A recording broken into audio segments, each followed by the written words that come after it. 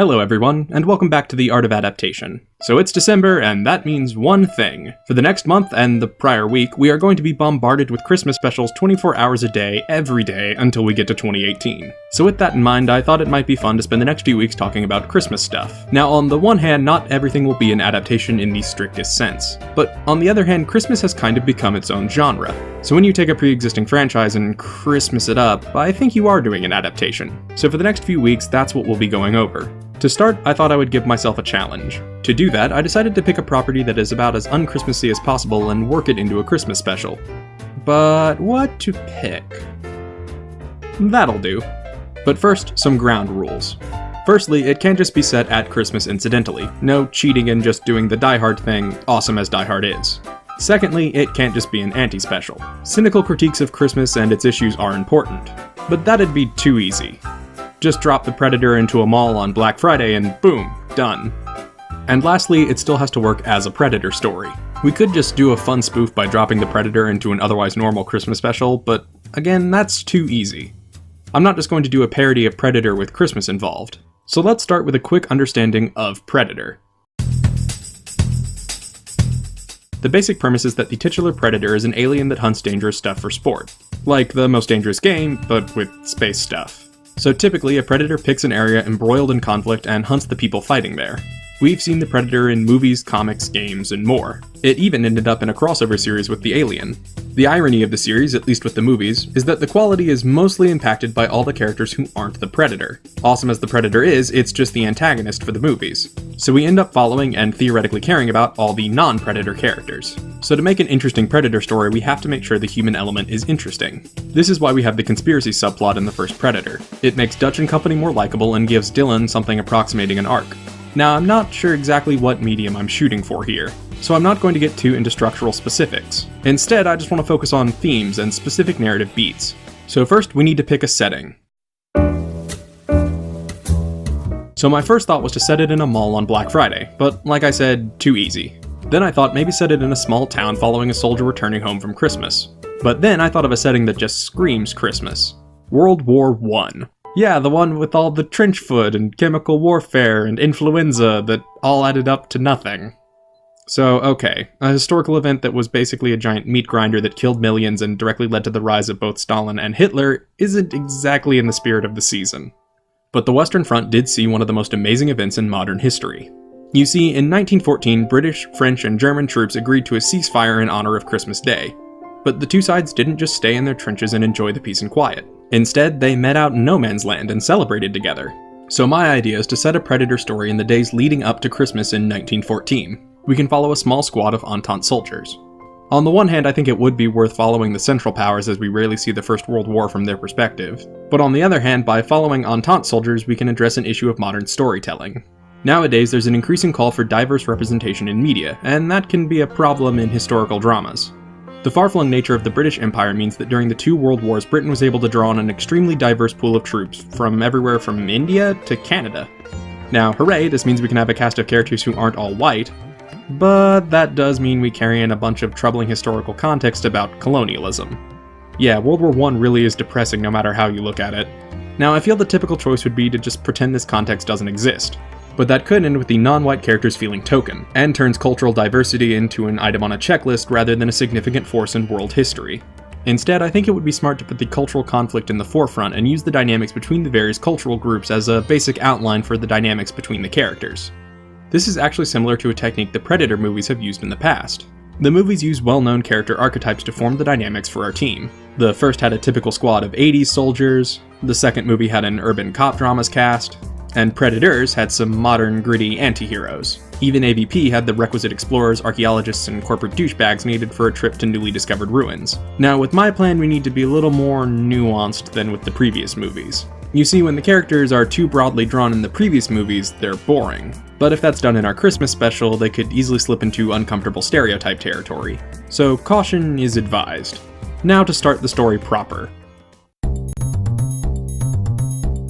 We begin a few days before Christmas. We do an intro establishing our cast of characters and their situation. We can take advantage of the fact that large portions of the war on the Western Front were spent just sitting around, waiting in miserable conditions until the action actually started. This is a pretty good way to start a story, and because World War I was the first modern war, it gives you lots of tools to help establish important information. It was, for instance, a writer's war. Most soldiers wrote home fairly frequently, and received newspapers only a day after they were published in London. Now, I won't get too into specifics because I want to keep this outline relatively short. Instead, let's go ahead and start our story. So after we're done setting up the daily lives of our characters and establishing there's a predator out there, we can get our main story started by somehow isolating our squad. I would do it by having sections of the trench our heroes are in collapse from a shelling, stranding them. I would also have them fend off a German charge while this is happening in order to impress the predator. So there's a reason for the predator to focus on these soldiers specifically. This is when our predator starts picking people off. Now we get up to our typical predator shenanigans. You know, setting up booby traps, the predator taking trophies, using mud to hide from it, and so on and so forth. Now though, there's the additional threat of World War I continuing while this is all happening. So maybe in the middle of a predator attack there's also a gas attack, or someone panics and runs out of the trench just to get mowed down by enemy fire. Basically, we're looking to put a new twist on classic Predator set pieces. We should also probably give the Predator some sort of unique gimmick or skill, preferably one we haven't seen before. I would consider surveillance drones, or maybe some sort of unusual melee weapon like a whip. I would definitely establish this Predator as a much more hands-on type than what we've seen previously.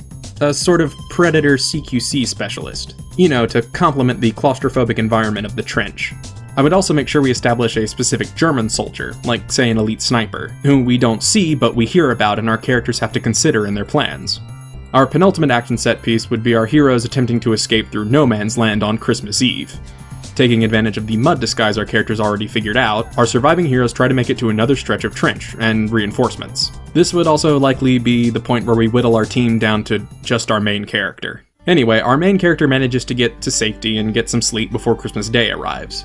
And now we get to see some of the armistice celebrations. We get a chance to catch our breath and just enjoy the Christmas spirit, as the Predator can't get an opening to finish our main character off while he's surrounded by happy revelers. Basically the opposite of what the Predator actually wants. But the armistice can be more helpful than just giving our protagonist a break. You see, at this point our hero is approached by a German soldier. The elite sniper I mentioned earlier. He saw the Predator the night before and wants to help take it down. After all, they may be on opposite sides, but they're both human. And it is Christmas. They decide to lure the Predator back to the isolated stretch of trench from before and have the Germans set up to get a surprise shot on the Predator. At this point they can figure out to cover the Predator in either dust or mud, or else short out his camouflage with water to make things easier. And so we have our climactic showdown. Our Entente soldier fighting the Predator in the trench while our German sniper takes pot shots at it. To spice things up, our sniper can be like having to hide what he's doing because of the ceasefire. Like he has to keep finding ways to muffle his shot and pretend to be doing something else when people come up and talk to him. Eventually, the Predator is defeated as it's overwhelmed by the attacks from two fronts. Now, if you're familiar with the Predator franchise, you know what happens when a Predator gets beaten. Now, I've already been playing pretty fast and loose with historical accuracy, but even then, setting off the alien equivalent of a suitcase nuke in the middle of France is pushing it. So we have to beat the Predator without that happening. How? Well, with the magic of Christmas, of course. Okay, it sounds corny, and in practice this is going to be a really tricky needle to thread, but hear me out. In the first movie, it's established that the Predator isn't interested in fighting someone who isn't going to give it at least some degree of challenge. Remember, it's hunting for sport, and this gives us a hook for our climax. We end up with the Predator bloodied and very nearly beaten with our hero ready to kill it as the sun sets on Christmas Day. And we hear singing. We hear the two sides fighting the war to end all wars singing a Christmas song together, reminding our hero, and presumably the audience, of the armistice. And our hero throws down their weapon. He can't or won't bring himself to break this day of peace. The first day without death he or anyone within 100 miles of his position has known in God knows how long. The last day of peace many of them will ever know again. Instead, he throws down his weapon and refuses to kill on this day. Even though he has every justification to do it. This thing killed his friends, wants to kill him, and is literally an inhuman, evil monster. But it doesn't matter. Not now. You see, my guiding principle for the story is to turn our protagonist and antagonist into avatars. With the Predator and its love of senseless violence, its relentless nature, and its disregard for the sanctity of life, standing in for the First World War. Or just war in general. And our hero, with his ability to work with a former enemy, concern for his comrades, and willingness to break the cycle of violence, even if it means his death, champions the spirit of Christmas. And as history shows us, Christmas wins. Doing things this way means we don't have to have the scene where we hear the Predator sing Silent Night and learn to love. The Predator can be pissed at this, and can try to beat a fight out of our hero. I wouldn't have the Predator kill him though. I think that would undercut the theme. Instead, I would have the Predator storm off frustrated that it can't finish its hunt, but knowing that it got beaten fair and square. For our last scene, I would have our main character and his German collaborator climbing out of their respective trenches, locking eyes, and raising their voices to celebrate Christmas, and the defeat of the Predator. Like I said, this would be really tricky to pull off and has a lot of potential fuck-ups baked in. But I think this could work. If you agree or disagree, let me know in the comments, and I'll see you next time.